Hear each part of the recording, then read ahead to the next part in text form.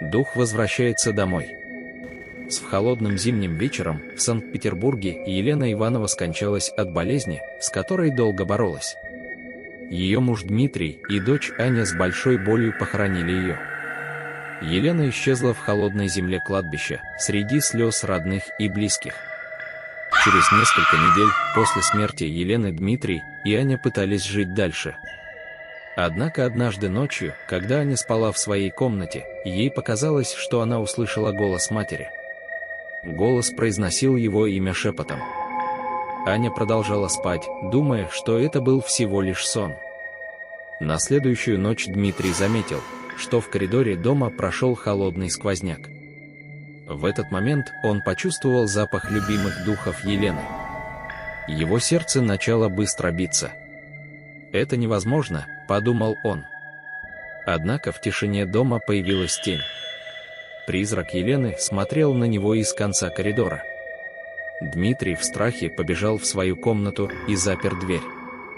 Аня заметила панику отца и спросила, что случилось. Чтобы не пугать дочь, Дмитрий сказал, что увиденное было всего лишь сном.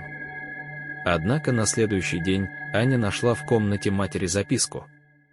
«Аня, я так скучаю по тебе. Моя мама», — гласила в записке. Когда Аня показала эту записку отцу, Дмитрий понял, что больше не сможет скрывать правду. Им обоим пришлось признать, что дух Елены бродил по дому. Дмитрий решил обратиться за помощью к старому другу. Этим другом был медиум по имени Николай и имел опыт общения с духами. Николай посетил дом и подготовил ритуал. Дмитрий и Аня провели сеанс общения с духом Елены. Николай связался с ним, чтобы понять, почему дух вернулся и чего он хочет.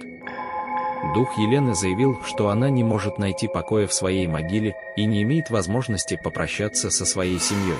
Дмитрий и Аня получили возможность в последний раз поговорить с духом Елены. Елена выразила любовь к своей семье и попросила разрешения мирно уйти. Дмитрий и Аня отпустили Елену в слезах. По окончании ритуала Николай упокоил душу Елены. После ритуала странные события в доме прекратились. Аня и Дмитрий почувствовали некоторое облегчение, узнав, что Елена теперь спокойна. Однако каждую зимнюю ночь, когда они чувствовали в доме слабый аромат духов, они вспоминали, что Елена наблюдает и защищает их. Душа Елены наконец успокоилась.